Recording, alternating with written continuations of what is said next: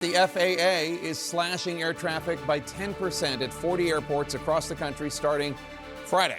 Transportation Secretary Sean Duffy's announcement coming this afternoon as air traffic control and TSA staffing shortages continue to cause massive backups at major airports nationwide. I anticipate there will be additional disruptions. There will be frustration. We are working with the airlines. They're going to work with passengers. But in the end, our sole role is to make sure that we keep this airspace as safe as possible. This as the Trump administration and the government shutdown causing the issues hit a record-breaking 36 days today. The government shutdown making it the longest shutdown of all time. I want to bring in CNN's aviation correspondent Pete Montine. Pete? Well, Jake, airlines were caught very off guard by this announcement, and I'm told by an airline source they were given less than an hour notice to put this policy in place in only about 36 hours time. The impact here will be huge for the American traveler. Remember, air traffic controllers continue to work unpaid during this shutdown, and Transportation Secretary Sean Duffy just said there is too much stress on them. It's making the airspace unsafe. So he says if there is no deal ending the government shutdown, this policy will go into effect starting Friday morning. To put this simply, the FAA is imposing a 10% cut to flights at 40 major airports across the country. Those specific airports remain undisclosed tonight. The FAA chief, Brian Bedford, says a list of those airports will come out sometime tomorrow. What's interesting here is that Bedford says this was guided by the data that the FAA gets from pilots, not the air traffic controllers. This surprise new policy was designed to protect. Here is what Transportation Secretary Sean Duffy said about that. We're noticing that there's additional pressure that's building in the system. And again, our priority is to make sure that you're safe.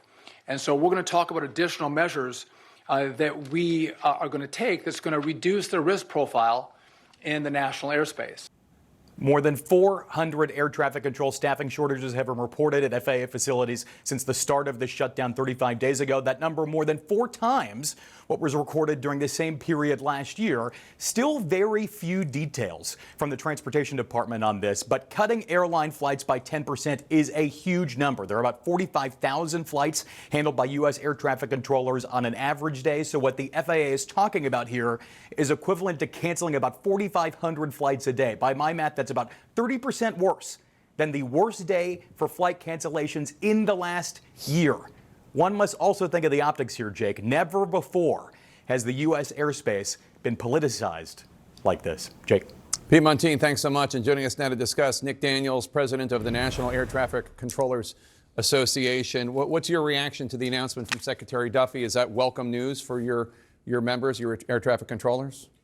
Air traffic controllers are showing up to work every day to deal with issues that we've never seen before. 36-day shutdown, the stresses, the pressure, the fatigue is setting in. Air traffic controllers are texting, I don't even have enough money to put gas in my car to come to work. Everything that we can do to support the air traffic controllers during this time is another step and another measure to ensuring that as the risk rises, that it's mitigated, and this is what Secretary Duffy and Administrator Bedford felt was best for the system. So you agree that this is a good move considering where we are? This is a decision that they're going to have to make. They're going to have to review and determine, is this the right move or not? Because it's a moving target every day that this shutdown continues. There are more problems being caused from it.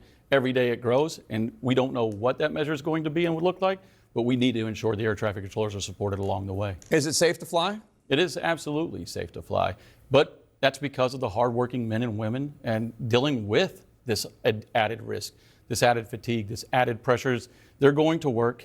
And every single day they have to make that decision of, are they fit for duty? Are they ready to handle the stresses and pressures of what's going on?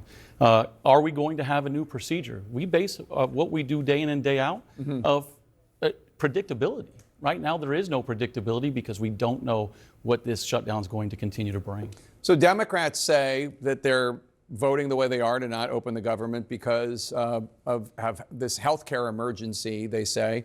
Where Obamacare premiums are about to skyrocket and those subsidies are about to disappear at the end of the year. Republicans say, well, we'll talk to them about that, but they have to open the government first. You agree with the Republicans that the government needs to open as soon as possible? I agree with that. Air traffic controllers need to get paid for the work that they do day in and day out, that they shouldn't be the rope in this tug-of-war game that's going on.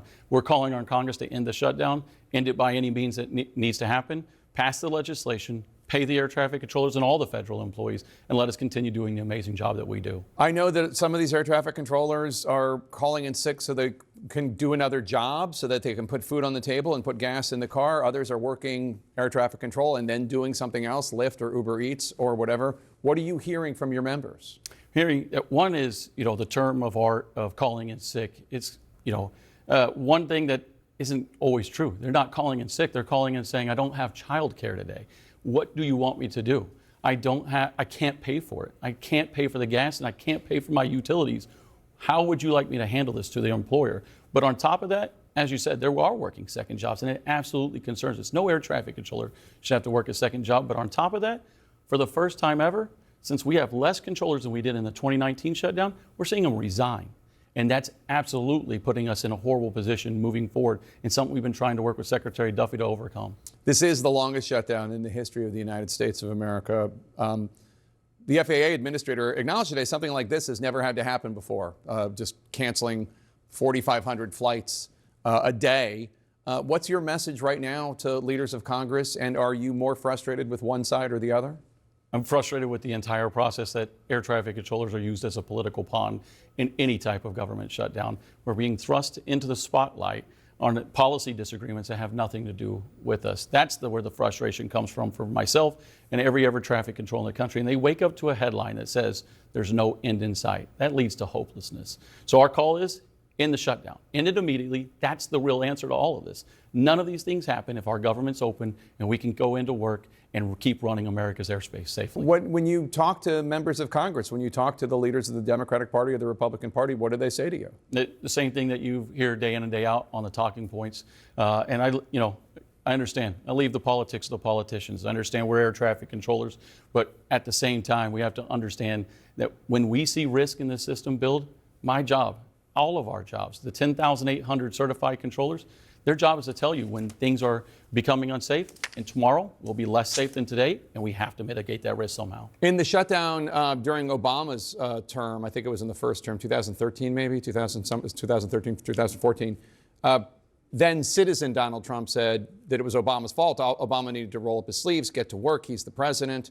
Do you agree that whoever is the president should get to work and help resolve a government shutdown? I think that anytime there's a government shutdown, air traffic controllers shouldn't be the one in the middle of it on any policy disagreement. The FAA set to cut flights at U.S. airports starting Friday if the government shutdown continues. Joining us now is the Democratic governor of Pennsylvania, Josh Shapiro. Governor, I don't need to tell you, you have two huge, busy international airports in Philly and Pittsburgh. Do you know how big of an impact these cuts could have? I think it's going to have a huge impact. And listen, this is yet another example of the kind of chaos that Donald Trump has brought to our country. I mean, listen, Republicans control the White House, they control the House, they control the Senate. They got to reopen the government, and they got to pay these workers who do really critical tasks for us, like keeping us safe when we're in the skies.